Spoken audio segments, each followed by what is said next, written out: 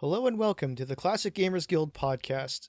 Today we're going to actually talk about Paul's favorite game of all time. Paul, what is your favorite game of all time? Is it the Neverhood? Because we're How? talking about the Neverhood.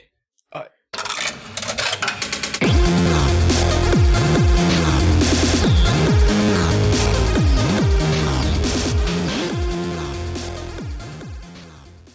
So, Paul, tell us about the Neverhood. all right, I'm starting to get the feeling I'll be carrying a lot of this weight. That's all right. uh,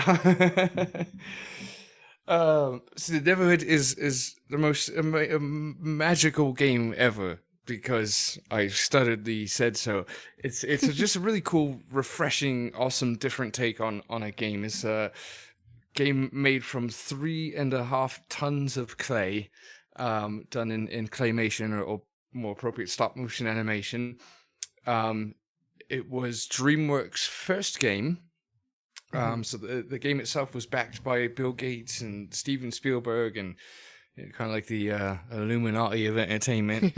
All had their hands in on it. I think it is actually appropriate to say claymation, though, isn't it? Like, everything is clay, right? Like, I don't think there's anything that isn't made out of clay in this entire game.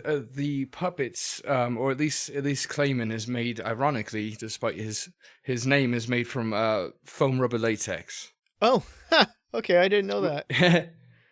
Which I might as well get out of the way now for listeners. My bruv is a professional stop motion animator.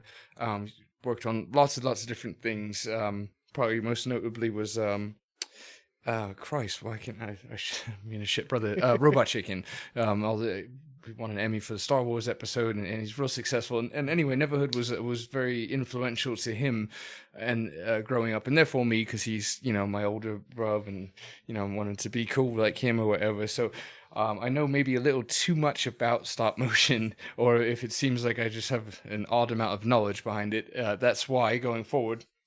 But yeah, foam latex is pretty much what they all use nowadays because it doesn't leave fingerprints when you're moving it, and all the lamps for lighting and things like that tend to melt the clay or Right. soften it. So they usually use like a foam rubber latex with a armature, little metal skeleton or whatever inside of it. So yeah, but the set and everything, that's the whole 3.5 tons of clay is true. The whole set was coated in clay and.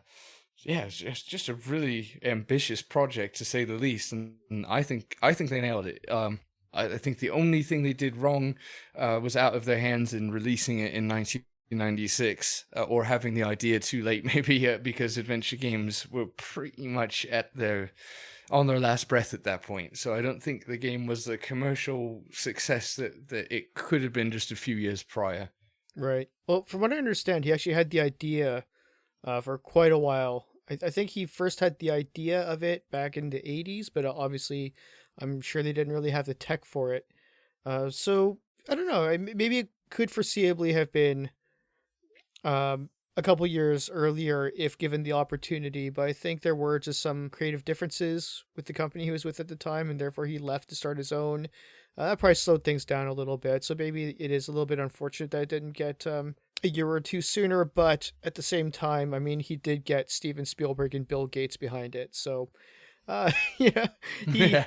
I think maybe those extra couple years really helped out Yeah. in the final product, if not financially. Right, yes. Doug Tenopoli, the creator, and his team definitely got paid. And they did go on to make the Skull Monkeys, which are different. It was not an adventure game for a console, and yeah, so they had a pretty decent career. And honestly, I guess my statement's a bit daft because it's really pretty heavily reliant on the CD-ROM storage space. This game, there's a lot of really amazing like cutaways. Things like that are all done in like FMV, which is it's kind of weird. Looking back on the game in prep for this episode, which was minimal, I kind of realized that because of how many cutscenes there are and the style they're done in, and just the aesthetic of the film, the quality, it looks very FMV like, and there's just so much of it in there. It's almost like 10% an FMV game. You don't actually play those scenes out like FMV, but there's a lot of FMV qualities for people out there that like that. Yeah. Funny that the video quality actually turned out so well. I guess one of the little trivia bits that I read about this when I was looking into the game to talk about it a little bit more is that they were actually only just consumer grade video cameras that they used to record it. Oh, that's interesting. Yeah, it's something you could probably only experience in the '90s, where you might be looking at a more expensive camera and realizing that the way it's going to be compressed or rendered or whatever isn't going to be financially sound to even buy a nicer camera if it's going to get, you know what I mean? It's going to get compressed so much to fit in a game on a disc to ship. What's the point in, Yeah. recording in HD to ship an SD kind of thing? It's like a true '90s problem. It's just a really fun game. I thought the coolest, the best element of this game is the animation, in my opinion. Like beyond the gameplay, beyond anything else, the comedy and the details. Like this game just like oozes labor of love. Every single Oh, animation absolutely. scene Yeah. is so, I don't want to say over the top because it delivers perfectly, but just so much. They didn't cut any corner. You know, like especially with stop motion, they're recording 15 frames a second. So you know that's up to potentially 15 movements for every 1 second of film. So 15 photographs for every 1 second, let's say. You know, it'd be a lot nicer if you could just move it 3 times out of the 15, but they never do that. Like every shot it has a really Hmm. cool. The characters' movements are very like old school animation. They're kind of like rubbery movements, like bend Hmm. and snap. Does that make sense? Yeah, yeah. It's very it reminded me a lot. I mean, I'll get to this in just a little bit, but the animation is just fantastic. And like you said, it probably only took like it probably only needed like I guess you said probably 15 frames per second or something like that. I Or mean, the maximum if they really went all out would be 24. I don't imagine they would do that. So let's probably like 15. Even still, um, for a game that there's really very little dialogue, like very little until the very end. So they rely a lot of the humor to be on um, a lot of slapstick and randomness, which are two things I not really the biggest fan of, but I also don't think they're evil. But this game particularly pulled it off really well, which is really mind blowing to think of how much something like slapstick humor requires timing and physical delivery, and to be able to deliver that um, through stop motion animation frame by frame is a phenomenal task. yeah, no, and I agree. Usually, I'm not a big fan of slapstick. To me, it can be almost kind of just cheap or punny or lazy type of humor. At least with real human beings, it usually doesn't work for me. But yeah, they nailed it in this game. It's the definition of just silly and Hmm. ridiculous, but somehow it works even as an adult. The game's aged phenomenally, and yeah, to add on to what you said too, it's like they just have this one puppet in the middle of this giant piece of clay, and he's totally alone. And somehow they really do bring it to life. Like the lack Yeah. of ability for the character to interact with anything except for its environment, it's got to be difficult. And yeah, they just nailed it. Hmm. Yeah, and just the animation is really smooth. It's like every movement has so much character to it.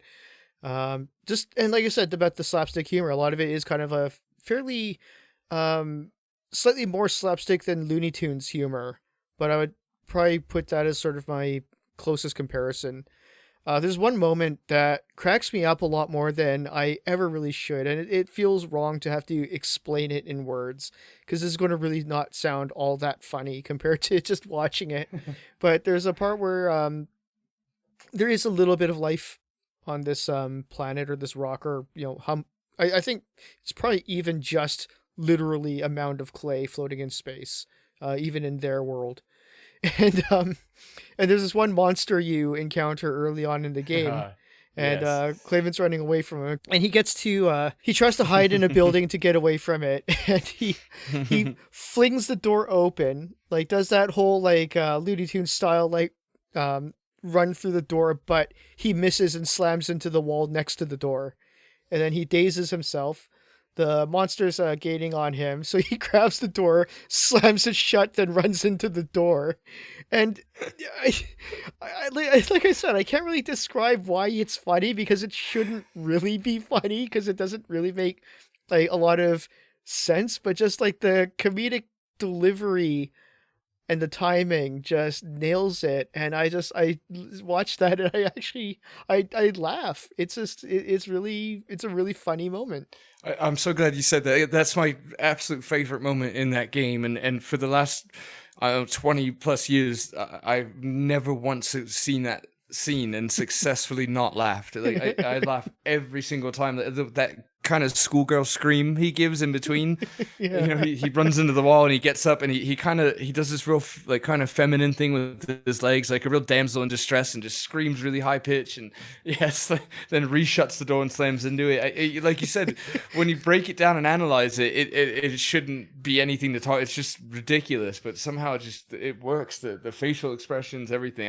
Yeah, I'm so Yeah. glad you said that. It's the best part of the game. And just yeah, and it's just they keep the humor. Um, Again, if I feel like this is one of those games where the more I talk about the humor, the less people are going to find it funny when they actually watch it. But just the little, It's so visual, is the yeah. thing. And there's this another moment that kind of like always makes me chuckle is later on. Actually, probably doesn't even have to be later on because you collect throughout the game these little I guess they're kind of like the clay version of data discs that you put into a little video player, so you can watch it some of the segments as early as you start gathering them. Um, so this is probably the first time you ever encounter any dialogue. In fact, I don't think of any other dialogue in the game until the very climactic scene. But you start watching this, which is a recorded history or a narrator explaining the history of the Neverhood of the world, and which again is already cool just for like that little bit of lore. But uh, this one little moment that makes me chuckle because he talks about uh, yeah, how he's going to describe to you the closing of the third age, and he holds up two fingers. As soon as Right. and then as soon as he says third age, he looks to his hand, realizes he's holding up two fingers, so he puts one down. Right, yeah, it and, makes it one.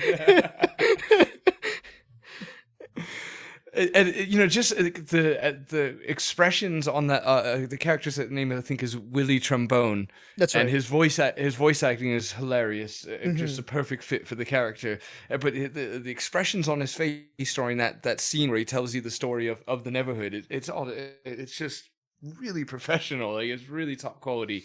I don't know how they made something so basic so funny.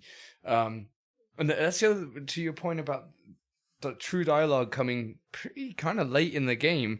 You actually spend a decent amount of time in the Neverhood without knowing what the fuck you're doing there. Hmm. And what's interesting about that is that I didn't realize that until looking back on the game. Like, it's not a problem for me playing it. It never bothered me. You're just kind of so taking in this strange clay world, and every room is vastly different, and each room, give or take, has a new puzzle, and you just kind of get to it, and then all of a sudden, you meet Willie Trumbo, and he tells you the story, and you suddenly have a more true objective of what you're doing. But I guess what I'm trying to say is the game, you can kind of take it or leave it. Like, it's really fun and charming the way it is. When they finally give you some backstory, it's all the better.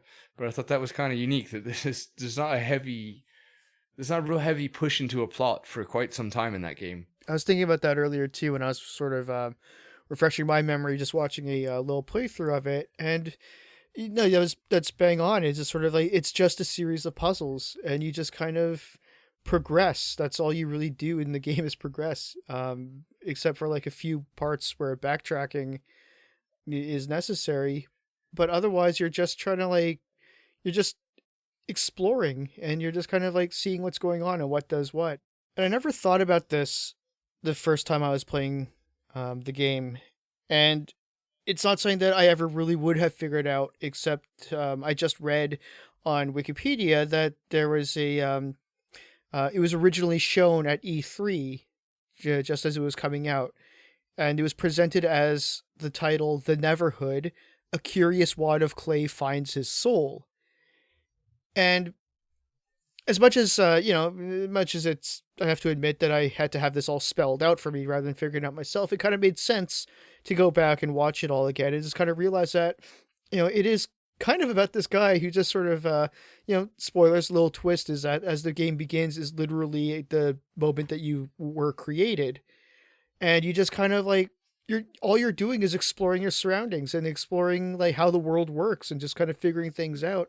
and the way he kind of just kind of responds to things. I mean, like, yeah, you mentioned his exaggerated reactions to being chased by the monster and stuff like that, but it kind of, when you think about it in the context of a little piece of clay that's been animated, that is basically soulless until the end when he finally kind of earns his soul, is actually, it's kind of an interesting way to watch it.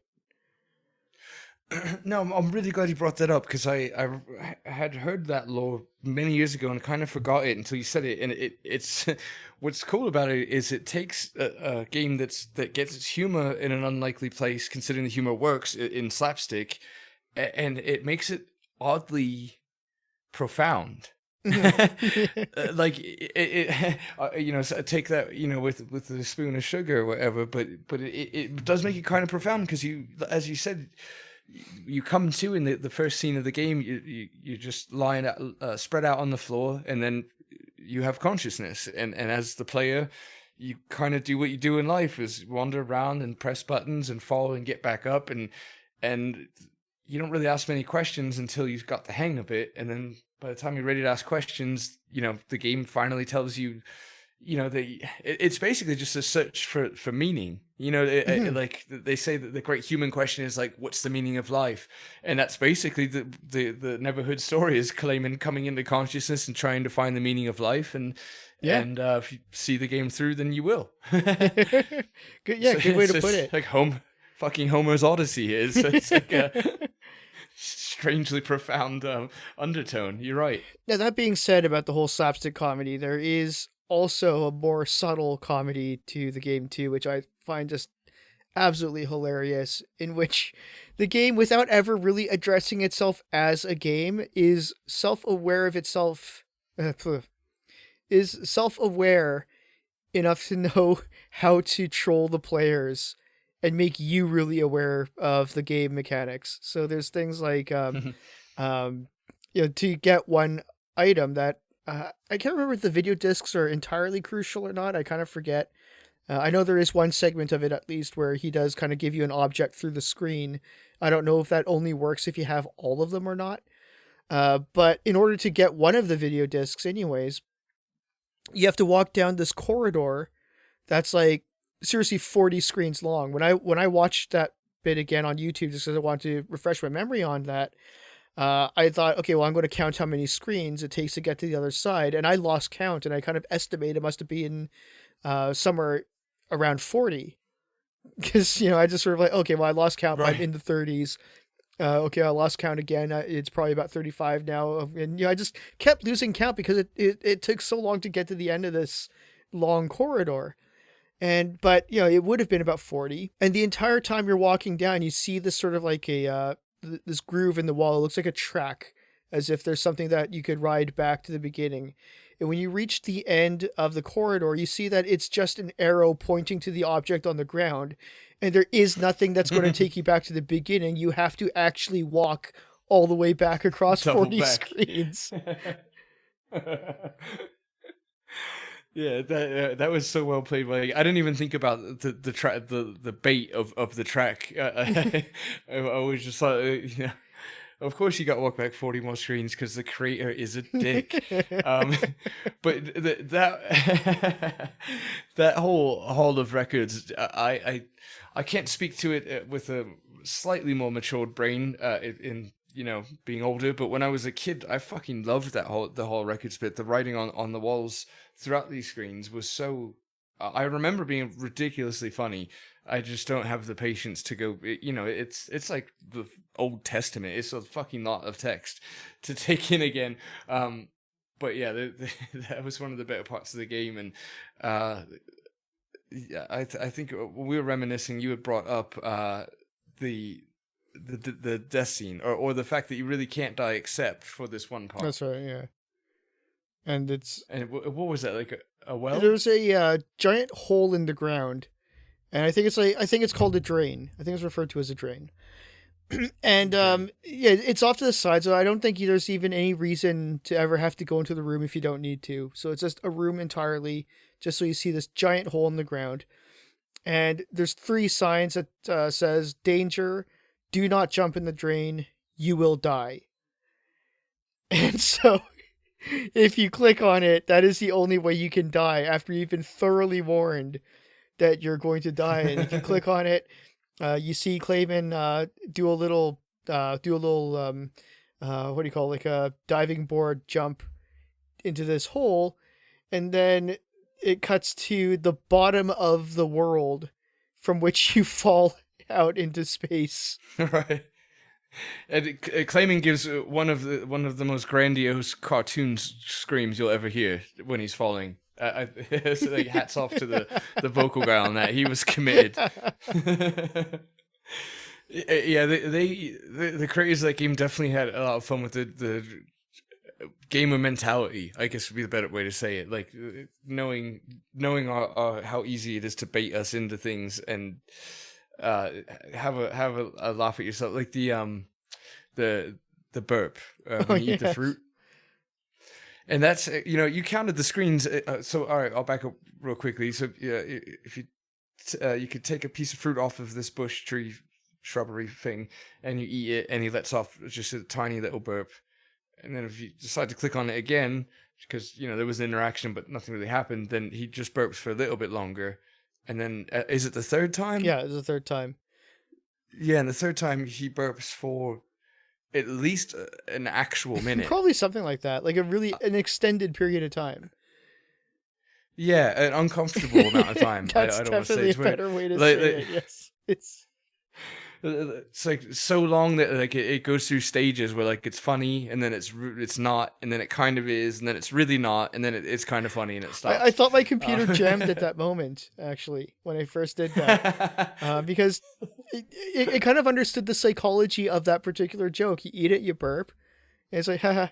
Uh, I don't know why I clicked on it again, but I did, and you burp just a little bit longer, just enough not for me to say, oh, that was definitely longer, but just sort of like, was that a little bit longer? Like, it felt a little bit shorter last time. And that just kind of prompts me to click it again, in which case it just goes on. And like I said, I thought my computer jammed. I was like, what? Do I need to reboot this or something? But no, that's the joke. It's just it's like it goes from like a split second to like 3/4 of a second to like pretty much a full minute.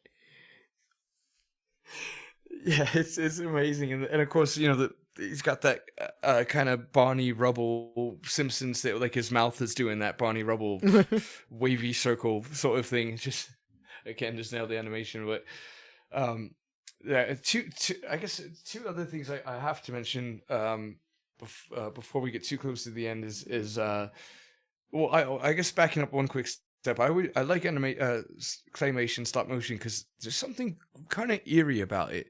Even when it's not trying to be creepy, it I don't want to say creepy, just it blurs this line of reality because it's technically real. Clayman's an actual puppet; these are just photographs, but then you see it animated, and it gives you just a strange feeling. It's in between fantasy and reality sort of vibe. And I thought they took really cool advantage of what I'm trying to describe in how Clayman goes from building to building, where it's a first person perspective of him walking through Neverhood. Mm-hmm.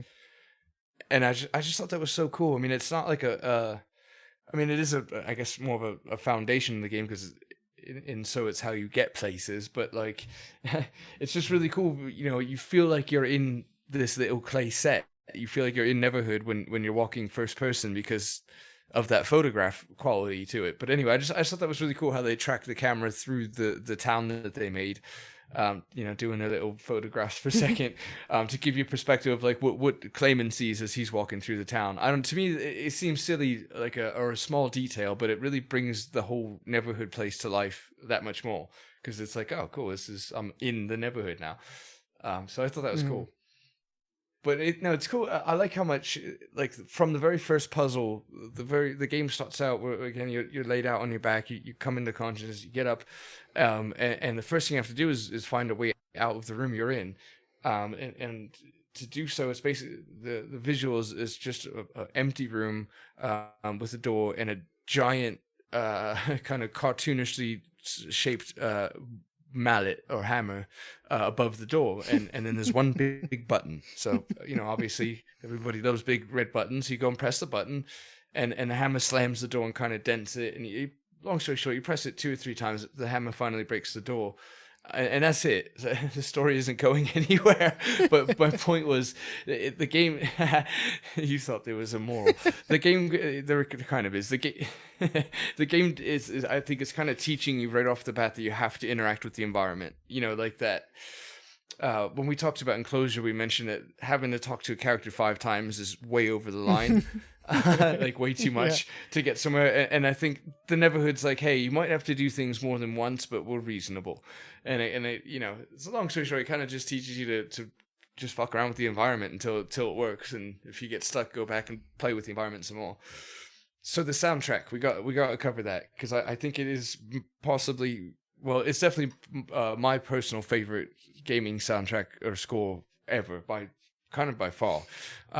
It's done by Definitely up Terry there for Scott sure. Taylor. Sorry, I didn't mean to cut you off as you're saying, giving credit to the guy who actually made it. But no, I fully agree. It's definitely, I definitely see the argument for being one of the best. I'm not sure how I'd rank it because that's one of the few things I haven't really ranked in my head is video game scores, but definitely deserves to be up there, like at least top 5. It's a fantastic soundtrack, and that's pretty much all I can really contribute to this conversation. So you go ahead. That was a lovely cameo appearance by you, though. No, it's yeah, that's true too. I've never actually really thought about where it would settle in a ranking, but as far as a personal favorite, it's just so ridiculous and it works. It's done by Terry Scott Taylor.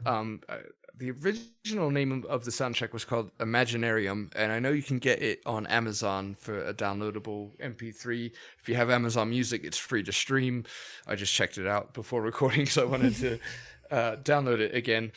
But anyway, it's really cool, and it's quite a loud, busy soundtrack or score for a game or this type of medium. But it's supposed to be, and it can be. And that's awesome because the Neverhood is, because of its lack of dialogue, the music is almost like a character in itself. I've mentioned to you before, Rick, that I love Blade Runner's score so much because to me it's like one of the characters in the film, and that's why it's amazing. And it does the same thing in that it's its own character in the game because you're Clayman who's just like alone in this world and there's almost no dialogue, so the soundtrack has to be spot on. And it was just cool that the creators knew there was a little more room for personality than usual in a Yes. game, and they just went with it, and it's cool because it's kind of a timeless soundtrack. Like sometimes it sounds like just bizarre early text Avery kind of things, or like pulp era comic music. Like it's just this mixture, and then sometimes it's jazz, there's banjos. It's just all over the place, and it just works. Like it's really catchy. It's one of the few soundtracks I listen to, well, would listen to or have, like outside the game. Yeah, it definitely is huge in establishing the personality of the game. That's for sure. I don't think a lot of the humor would quite land without it. It's phenomenal how much the music just sort of, it feels, it's so much of the personality of the place. It feels natural. Like it feels like that is the music of that place. Like there's no part of you that ever finds, or sorry, I should say, there's no part of me that ever found anything that wasn't seamless in the music matching the game or the story or the world. Like that was, if anything, that was like a huge part of the world building was the music. Yeah. Yeah, absolutely. The music almost feels like your companion throughout the gameplay because it without the music it would be really lonely because it's not a super bright, it's not very brightly lit game. You're alone. There's very little dialogue, so the music's kind of like your buddy as you're doing the puzzles, and it's like surprisingly encouraging and unfatiguing to listen to, which is that's like the ultimate. The best case scenario is what I'm trying to say. That it can be like kind of busy and kind of fun, but also not fatiguing as you sit there stuck on a puzzle. And I never turned on the music. In other words, like I have in other games where it just starts adding to your frustration when you're stuck somewhere or wherever. But no, it's really cool. Terry Scott Taylor's a really funny guy too. I was watching the making of the Neverhood, and he's like standing in this room with all the devs around him, and he's wearing overalls and nothing else, like bare arms with overalls, and holding an acoustic guitar. And he's like, "Hello, kids. I'm Uncle Terry, and I make music. And now we're gonna sit and wait for the music to come to me." And he's just being like really creepy and weird with everyone, like acting like this strange. I don't know. He put off a very rapey vibe. I should say he was doing an acting. So this is. I'm not trying to say that Terry Scott Taylor comes off as rapey. He only does when he wants to. That makes it worse. He only acts it. This whole part isn't necessary at all. So we'll just move on. Great soundtrack. You should listen to it. I feel like I've been reading some of the reviews on this, and it is very well reviewed, and there's a lot of people who really hold it in high acclaim. But it's funny because I went almost 10 years since it came out before I even heard of this game. I totally missed the boat on it being current. When I looked up when it came out, I was actually really surprised it came out in 1996, because I thought, not that a couple years makes a huge lot of difference, but I don't know, for some reason I just had more of a 98, 99 vibe from it, but it came out in 96. And yeah, I'm surprised I never really got around to it until the late 2000s, which, I mean, that's a long time ago now, I suppose. But I wonder if, you mentioned it kind of didn't really come out at the right time. So, and it is a pretty overlooked and unsuccessful game financially. I wonder if there's a lot of inspiration that this game could have had on, especially the point and click genre, if it had been a little bit more successful and widely known and widely circulated, because there's just so much that this does well, does right, and kind of really breathed a lot of life, or it could have breathed a lot of life into the point and click genre, which a lot of people regard as having died only a couple years later. And so I don't know. It makes me wonder what the industry would have been like if Neverhood had a little bit more time in the sun. Right. Yeah. And I totally agree, because it really did breathe completely new life into it. Well, I'm kind of stealing your wording here by saying it is still just such a true point and click. I mean, that is literally all you do is point and click things. But that being said, it still brought a lot to it. It's just a weird kind of hidden gem. I'm not sure if it's got. I wouldn't go as far as maybe as to say cult following, but it's definitely. It's known enough. I don't know. I don't really know much about cults, so I couldn't really answer that. Lies. So now people with that weird timing and pausing, they're gonna think there's something actually going on cult-wise. No, there isn't. Absolutely not. No. This uncomfortable silence has nothing to do with the underlying truth of the cult that exists. My next point I can't make because you spat some ridiculous facts towards my face previously when you said that they didn't use high quality video cameras. That's correct? I don't know what the quality was like, but I do know that they were consumer level, so they were not professional cameras. That's all I can say on that. I don't know. I can't comment on the quality of them because I'm not familiar with the model, but they were consumer grade. Yeah, because I was one of the last things I got in my notes here was that because of the amount of FMV cutscenes, that they're just so good. Some of which we poorly tried to communicate to you earlier in the episode. But they're so good. I would nominate this game as like a must remaster game. Like a remaster would truly be called for. It would make a difference in this game, if not just for the cutscenes, because they to those listening, fuck hell, I hate when I say that because that's fucking everyone. God, some people just feel the show, man. But to those who really listen, fuck all. That was to myself. What I'm trying to say. Did you just tell our listeners to fuck off? It was to myself, I promise. I've got a temporary Tourette syndrome. It comes when I need it to and then goes away again. Fuck off.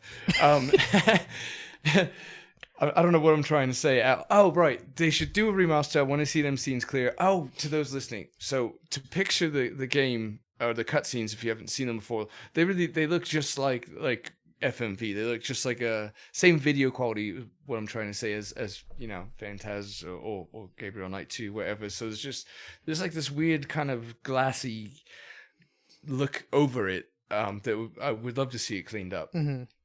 But you know, I would imagine a consumer grade camcorder in 1994 or 5 or whatever they made the game, much less released it 96. But I can't imagine that was the greatest quality. No. I mean, mid 90s camcorders were like, we were still on like the giant ones with the VHS Possibly. tape in it. And again, like and again, just to clarify, sorry. And just to clarify, it's by asking for a remaster, we're not saying that you need to remake the game. We just want it a little cleaned up so we can see the clay in a higher definition. Exactly. Yeah, exactly. There's so many cutscenes, and God, at 15 photographs a second, how much time these guys put into it. It'd be really cool to just see it uncompressed, I guess is what I'm trying to say. I guess my closing thought on this, and I'll leave the last word to you, but my closing thought is there's a lot of great things, the humor, the animation, the style, the world, the music, of course. Everything is so great, but if we haven't sold you on it yet, just trust me, you want to play this game because late in the game there's a claymation battle scene between a robot and a giant monster, and it's amazing, and that's worth it alone, if nothing else. Yeah, it's like some Bronze Age cinema too. It's beautiful. Yeah, I kind of got nothing else to say. I mean, one thing notable is my 4-year-old loves this game. I've got Scum VM on his tablet thingy, and in there is just Day of the Tentacle and Neverhood, both of which he likes. But he just loves Neverhood because you can spend a lot of time in a room just pressing things, and I think it's phenomenal that he and I are on the exact same level with this game at 4 years old and 35 years old. We're both sit there giggling like idiots. Well, me like an idiot, him appropriately for his age. So what I'm saying is that there's a wide spectrum that this game works with, maturity-wise and even motor skills wise, whatever. But yeah, that's pretty much it. If you can find a copy, the boxes are pretty expensive, as most boxes are, but you can usually find just the jewel case, just the CD, for pretty cheap. I've seen it for like $4.99 or whatever on eBay. And if you do get a copy of it, it plays beautifully in Scum. Hang on. When's the last time you looked for that? Many years ago, mate. Yeah, no, it's not the same. No. It's slightly more affordable, but they're still asking for a lot. People don't know what things are supposed to be priced these days. And they're like, Neverhood? Yeah. People like Neverhood? I have the disc and it's all scratched up. $80 because I see a boxed version is $100. So and no, I will not put it in my computer to see if it works before I send it to you. Yeah. And even then, like even 100 is a very conservative estimate. I think that's when I first started looking at them, they were about 100. I think now I've seen like 500 or something like that. People are asking for it. It's ridiculous. Jesus Christ. Well, that being said, if you can get your hands on it, it plays beautifully in Scum VM. So at least, once you find it and get it, you can play it nice and easily, including on a tablet, apparently. Works good. Awesome. All right. Well, thanks for joining us, everybody. And that is Paul's favorite game of all time, the Neverhood. Yes. Maybe an asterisk mark there, because I've got like of 8 of them. all time.